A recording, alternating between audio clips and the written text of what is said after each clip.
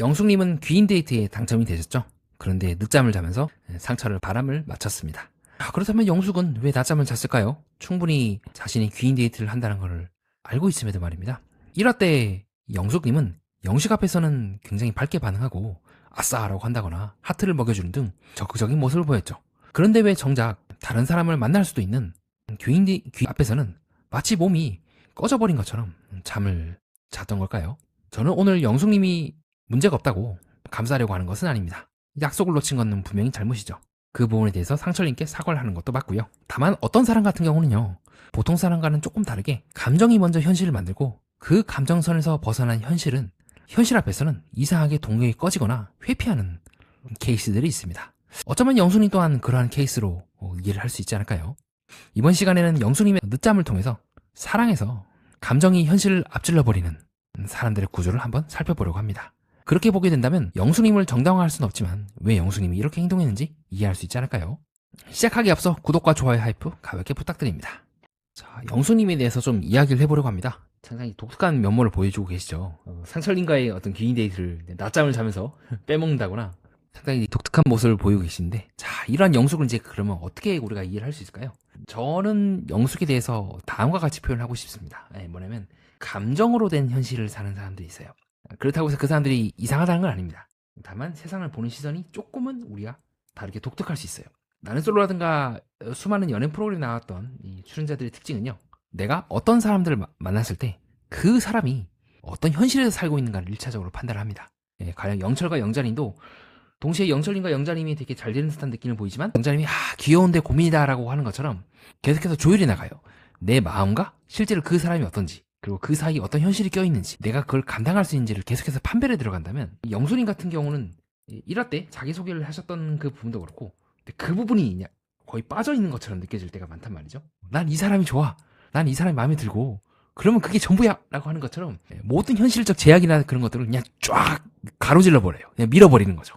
그래서 실제로도 영순이도 1화 때 이제 인터뷰 장면 때 어떤 장면이 나오냐면, 저 남편 어머니를 찾아가서 결혼하고 싶다 말씀드리고 프로포즈도 자기가 하고 밀어붙였다 거의. 그래서 나는 이제 급발진하고 플러팅을 했다 해도 나를 모를 정도로 나는 약간 조금은 뚝딱거리는 스타일이다라고 말씀을 하시는 것 같죠.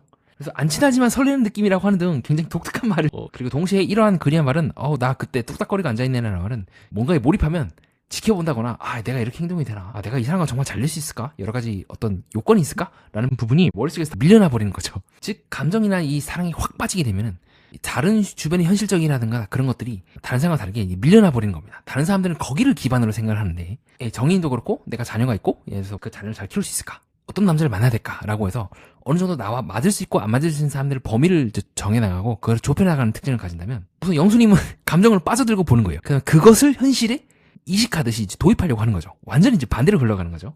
그리고 이러한 어떤 여성 출연진들의 모습은 사실 그 이전에서도 많이 나왔던 부분이 있습니다. 대표적으로 나는 솔로 26기 현숙님, 영호님께 거의 직진하다시피 했지만 나중에 영호님이 크게 이제 감정이 없는 걸 알고 물러서긴 했죠. 하지만 내가 영혼 무쇠가 아닌가 싶을 정도로 거의 직진을 했고, 나는 솔로 22기 옥수님도 한번 경수로 정해진 순간 뒤를 안 보죠. 불도저처럼 그냥 쫙 밀어버리죠.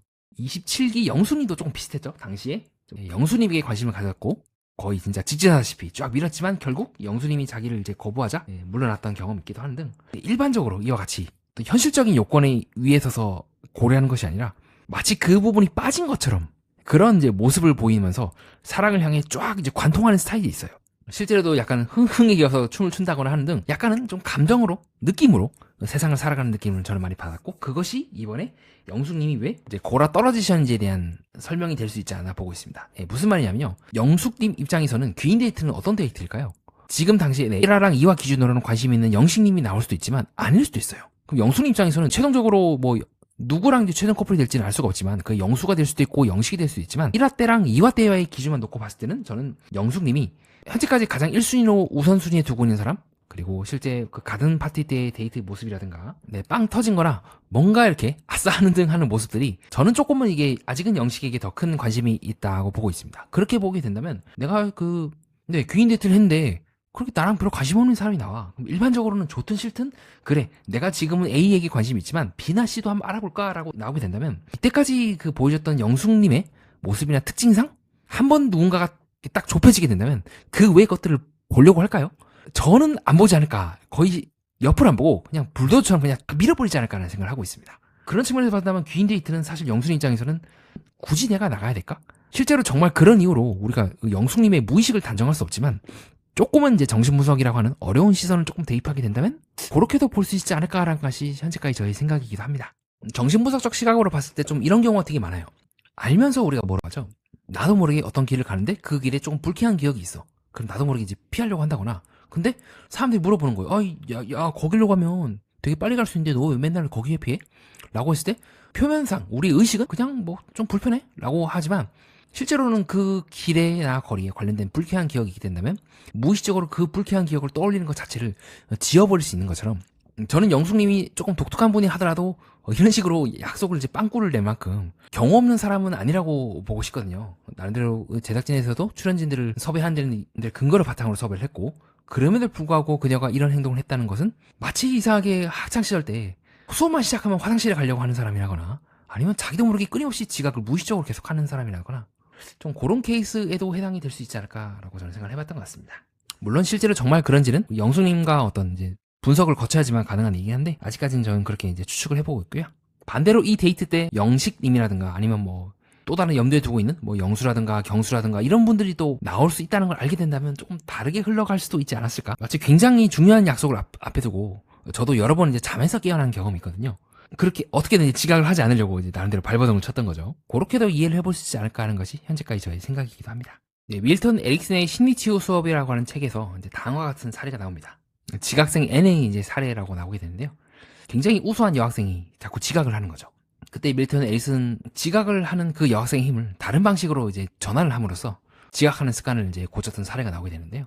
어떻게 보면 영숙님의 그 지각 사건도 어떻게 보면 참 뭐 예의 없다. 진짜 프로그램의 룰을 잘 안 지켰다고 볼 수가 있겠지만 한편으로는 그녀가 그렇게 행동을 하는 데는 나름의 이유가 있고 그녀의 삶의 방식이나 어떤 정합성으로 볼 때는 그것이 그녀에게 가장 필요한 방향이거나 그렇게 할 수밖에 없는 요인이 있지 않았을까 싶습니다.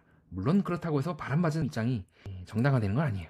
상철 입장에서는 얼마나 황당했을까요? 그래서 나중에라도 영숙님이 상철님에게 뭐 사과를 한다거나 좀 원만하게 이런 부분에 대해서 내가 그때 당시 이제 피곤해서 잠을 자느라고 놓쳤다라고 한다거나 사과를 하고 푸는 것도 좋은 방법일 것 같습니다. 이상 그렇게 해서 영숙님에 대한 저의 생각을 밝혀보았고요. 다음으로는 여러분들이 제 해석을 듣고 궁금해하실 법한 것들을 예상해서 답변해보는 시간을 갖겠습니다. 자, 먼저 그렇게 질문을 해볼 수가 있을 것 같아요. 매니아님 1화 때는 확실히 영숙님과 영신님이 가든파티 장면이 잘 흘러갔는데요. 근데 2화 때 보니까 영숙님이 완전히 엉뚱한 말을 하시던데요. 자, 뭐라고 말씀하시냐면 영숙님은 원래 이제 설레는 사람이 있었는데 이번에는 이제 데일 것 같아서 그 설레는 사람이 아니라 다른 사람을 선택했다. 자, 그렇게 본다면 영숙님은 영식님에게 실제로 관심이 없었던 게 아닙니까? 라고 볼 수가 있을 것 같은데요. 자, 요거는 약간 제작진의 편집 방향을 우리가 좀 조심해야 한다고 보고 있습니다. 자, 무슨 말이냐면요. 맨 처음에 여성들이 그리톡을 처음에 땄을 때는요. 그게 제일 먼저예요. 먼저 그리톡을 따고 그 다음에 인터뷰 장면을 이제 녹화를 하는 거죠. 그 다음에 가든 파티를 하겠죠. 가든 파티를 해서 호흡을 맞추고 그 다음에 이 장면이 나오고 마지막으로 맨 처음에 했던 인터뷰 장면을 첫인상을 선택했던 이유를 이제 넣는 거예요. 그럼 시간 순서대로만 놓고 보인다면 이 인터뷰 장면은 사실은요 제일 먼저 나왔던 거예요. 즉 뭐냐면 영숙님이 누군가를 염두에 뒀을 수도 있어요. 그 영식이 아니라 다른 사람일 수도 있겠죠. 그게 영수일 수도 있고 뭐 경수일 수도 있고 뭐 그럴 수도 있긴 한데 그 다음에 가든 파티를 한 후에 가든 파티 때 나는 사실은 영식을 설레는 이유가 아니라 다른 이유로 선택을 했는데 막상 또 데이트를 해보고 캐리어도 끌려고 하니까 생각보다 나쁜 사람이 나랑 안 맞는 사람이 아닐 수도 있겠다. 괜찮은 사람일 수 있겠다라고 생각을 했을 수도 있지 않을까요? 즉 제 결론은 뭐냐면 마지막에 이 캐리어 끌고 난 다음에 첫인상 했던 그 인터뷰 장면은 사실은 시간 순서를 봤을 때는 제일 처음이라는 거예요. 가든 파티를 하고 난 후에 영숙이 여전히 영식이 돼서 별로입니다 라고 했던 그 인터뷰 장면이면 모르겠는데 그리톡을 처음에 고르고 난 후에 인터뷰 장면은 처음이기 때문에 이 장면을 그 이후에 나왔던 가든 파티에 연결짓는 거는 시간 순서대로 하는 것이 아니라 시간 반대 순서대로 한다고 저는 보고 있습니다. 그렇기 때문에 알 수 없다. 다만 1화 때 저는 가든 파티나 이런 장면들을 놓고 봤을 때는 영식님과 영숙님이 어느 정도는 호흡이 잘 맞아 들어가고 있다고 보았고 실제로도 좀 그렇죠. 같이 캐리어를 끌거나 차에 탔을 때도 그렇게까지 심각하게 사이가 틀어진 듯한 느낌은 받지 못했다는 것이 저의 생각이긴 합니다. 다만 제가 영숙님과 영식님의 감정선이 틀어질 수 있는 부분이 있을 수 있겠다고 느낀 부분이 뭐냐면 캐리어 끄는 것까지는 좋아. 근데 그 이후에 두 사람이 차에서 대화를 하거나 그 이후에 대화를 하면서 감정선이 또다시 바뀔 수 있어요. 근데 그렇다 하더라도 이것은 앞에서 영숙님이 인터뷰했던 거랑 좀 무관해요. 그거는 이후에 인터뷰 그리톡을 골랐을 때 그 인터뷰와는 무관하게 가든파티 때 사람이 괜찮게 보였다가 다시 대화를 해보니까 또 별로일 수도 있겠죠. 사람 마음이란 거는 사람마다 이제 다르게 먹을 수 있는 거니까.